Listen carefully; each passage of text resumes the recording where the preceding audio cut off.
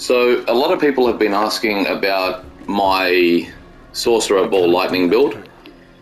I've got a couple of different ways that I do this, and this is the one that I found that's taken me the furthest without going into low life, without going into any sort of hacks or cracks or anything along those lines. It's just something that seems to work. At the end of this video, I'll run an Abattoir of Zir tier 7 build. You'll notice we can get 5 of these out straight away. We've got decent mana. When you're walking around in open world, you don't get as much mana regen as you would normally because I use a lot of lucky hit to get mana regen. But in Abattoir, you get a lot of regen because there's a lot running in those nightmares. This will do every boss. This will do T100 nightmare dungeons. This will do absolutely everything that you want. And you could probably build it to be a bit stronger to go into higher levels of Abattoir, but I don't know that a lot of people are trying to push 25. I think that people are quite happy just to get into the first top couple of levels and just level the glyph. So without further ado, let's get going. First thing we start with is I've got Harlequin Crest, but what I'm going to do is just swap over into these other ones, which are my Abattoir runners. So first is this helmet, which we're going to do total armor. Life on kill is always great to have. Healing received, meh. Strength for a bit of extra armor, and we use the lucky hit here when we have a barrier because this will really help to keep our all of our mana up.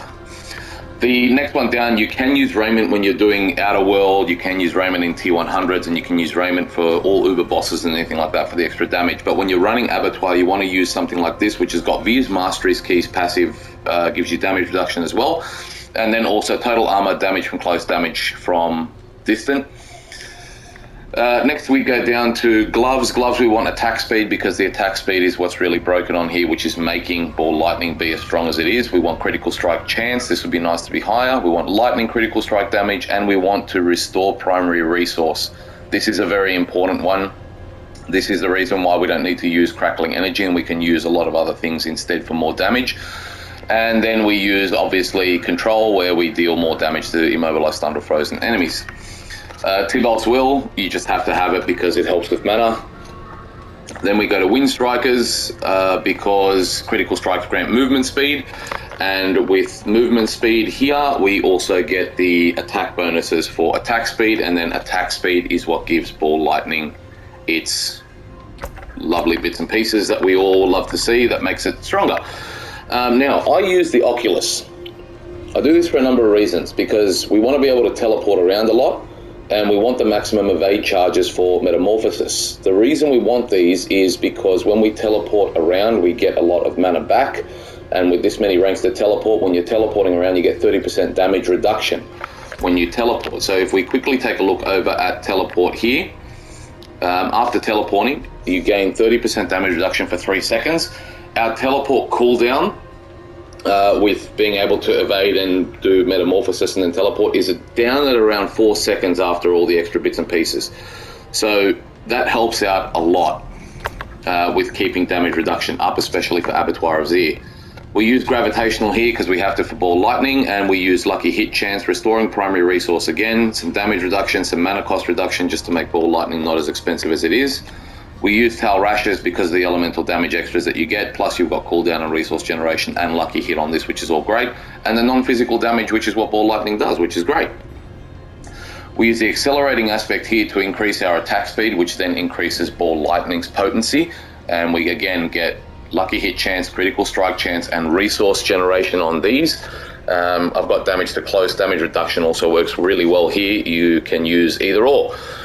And then finally, we've got an absolutely perfect amulet, because this has everything that we need. It's a 925, it's got movement speed, which is almost max, it's got total armor, which is up really high, it's got mana cost, which is almost maxed, and it's got the 3 ranks to mastery skills, which Ball Lightning is.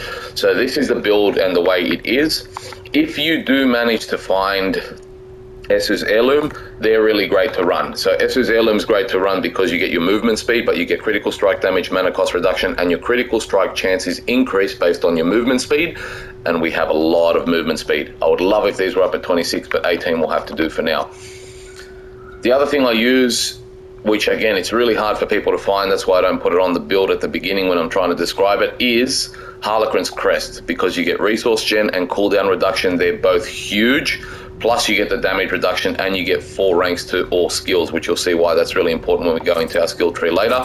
It also gives you 40 to all stats, which is great for our Paragon board later. So if you've got it, use it. If you don't, use something like this with the lucky hit chance that you can get with a barrier.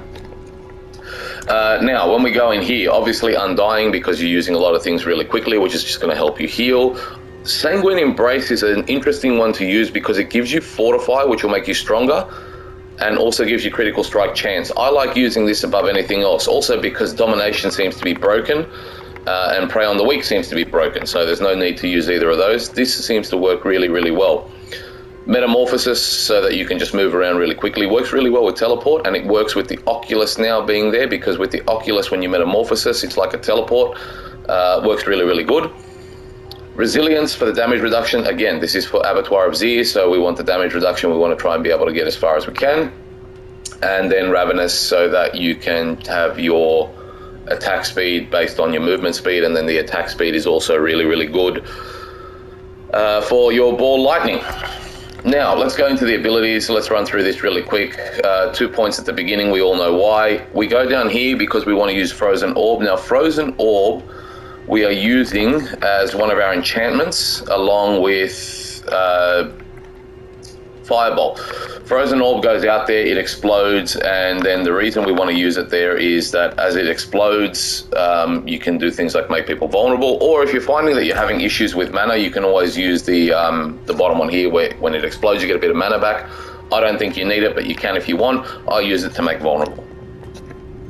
We take 3 into Devastation for max mana, which just lets us do more Ball Lightnings. We take 3 into Dominance because you do more damage, which brings us down into 1 point into Flame Shield, and this is where Harlequin's really comes into play, because it'll rank this up, and it will also rank this all the way to 20, so we're at 4.95 before any cooldown reductions or anything along those lines comes into play. Flame Shield, we want to go all the way out to make it with mana cost reduction. You don't need Shimmering, you can put it on if you're finding things really hard, but you can use mana cost reduction so you can do more Ball Lightnings. Teleport all the way out to Shimmering for the damage reduction. 1 point here so that one of those two can reset every 10 seconds. Lucky hit chance because we need it for restoring primary resource. We take 1 in Align the Elements because the damage reduction against elites, I don't know, I just don't find this working when you throw in 3. There's no point in it. I've got better spots that I want to use these points, but obviously we want Mana Shield all the way up, we want Protection all the way up. They're really good to have. 1 in a Flame so we can get across to Devouring Blaze. Devouring Blaze lets you do a lot of critical strike damage against burning enemies, which is fantastic. And then if they're immobilized, it increases. We don't really immobilize much, but you know, it's there. The crux of this entire build, Ball Lightning. So Ball Lightning, max it out, Enhanced Ball Lightning, which is where you get the damage increase by 200% of your attack speed. Now you can see why we use Ravenous and why we're trying to get so much attack speed up on everything, and also why we're trying to get movement speed up, because then movement turns into attack speed because of the vampiric power. And this is what you want to use for Abattoir, T100s and everything else, is after hitting 50 times with Ball Lightning, your next cast stuns for 1 second. You're going to see how quick that happens when we go into the gameplay, but it's basically running constantly and you're just stunning absolutely everybody. I go down into here and I use Hoarfrost because of the Frozen Orb enchantment, which means that we are doing more damage to chilled enemies, which is great. I also use Unstable Currents, and I use Unstable Currents to increase my attack speed, so that while Unstable Currents is up, our attack speed goes insane, and when our attack speed goes insane, our Ball Lightning goes insane. Coursing Currents, just 1, just to get down to the next 2, which is enemies dealing 15% less damage, and also the one over here where critical strikes increase your movement speed. When you increase your movement speed, you increase your attack speed, which you increase Ball Lightning with. It's pretty straightforward. So that's the build, that's all the stuff that we use. We go down here, we use Veer's Mastery, obviously, because we're using that with the helmet as well for AoZ. or with our chest, sorry, I should say, with Veer's Mastery. So we're using the chest, which is going to give us damage reduction for each close enemy, and then we're also using this, which is going to make sure that enemies take more damage from shock skills and deal 20% less damage to us, plus critical strikes increase these bonuses, and you are doing some decent critical strike damage and you get some more out of the bonuses. So that's the skill tree when it comes to it. Next we go into the Paragon board. This one I've been mucking around. I've changed like 50 times. You can see I've got 1, 2, 3, 4, 5, 6 boards in here. I don't know any other ways to make this better. So again, if you can see anything that you want moved around, please leave a comment, because I'd really love to try and get this stronger. I'd like to be able to do AoZ 10s with the ease that I'm doing AoZ 7s. We start down the bottom, we come up to the right, we go into the middle. This is where I've thrown Tears of Blood. The reason I've thrown Tears of Blood in here is because it will lift the resistance to all elements, and it will also lift the intelligence, non-physical damage, and increased damage here. And then fill everything out, obviously, because you've got Tears of Blood. Next we go into the Enchantment Master. We're not going to go for the Legendary, but we will throw in here our Elementalist. So dealing fire, cold, or lightning, which you do all three, will let you do 15x more multiplicative damage. We take this one here for the non-physical damage. We take this one here for the resistances. We come out to the left to take Elementalist for the non-physical damage. We also come up here and take more non-physical damage with Ravenous. There's a reason for this later on when we get down into, I believe it's this board here. There we go. Vulnerable damage is based on your damage of cold. Non-physical damage is counted as cold damage. We're up at 26. We're almost perfect with that, which is pretty good. From this board we come across, we go into the Elemental Summoner board. So with Elemental Summoner, we're just coming straight across here for Conjuration, which we don't really need, but we just run in there anyway, and Resistance to all elements. In here we throw our Destruction Glyph so that we get increased critical strike damage. We then go up, sorry, we don't go up, we go out into this board for Burning Instinct. We quickly come up to get Safeguard, which gives us some damage reduction. We throw Reinforced in here with the Cinders, and we also take this one down here for damage reduction from burning. So that gives us a bit of damage reduction. This is a good damage reduction board, and Reinforced also gives you further damage reduction when you have a barrier. We come down into our fifth board, which is obviously Frigid Fate. This is where we have that whole you deal more damage with the total amount of bonus to cold. Non-physical damage counts towards cold, so you'll see that's at 26%. If I come up here and I take out a lot of non-physical damage and we come back, you can see that's dropped to 24. So this is why we're trying to build up our non-physical damage as much as we can. I come out here because it gives me damage reduction, and it literally only costs 2 points to come straight out. You can see here that we're also just at 541 dexterity, so we've been able to get that. We're just at 541 here as well, and we're just at 520 for the weakness node, which gives us some mastery skill damage. And we come down and we do Adept in here, which gives our mastery skill more damage. I'm not sure that the mastery skills 20% increased area is working. There's a lot of things on Reddit that are saying it's not, so I don't know. But the extra damage is always really, really good. And then we come up into the final board where we use the last few points. So we are going into the Ceaseless Conduit board, and all you're doing is sneaking up through here, sneaking down here to get the dexterity, just so you have enough for exploit, and that dealing damage to vulnerable enemies increases your damage by 1x up to 10x. So that's the build, nice and quick. What we want to do from here is I just wanted to quickly jump into an Abattoir of Z. This is a level 7.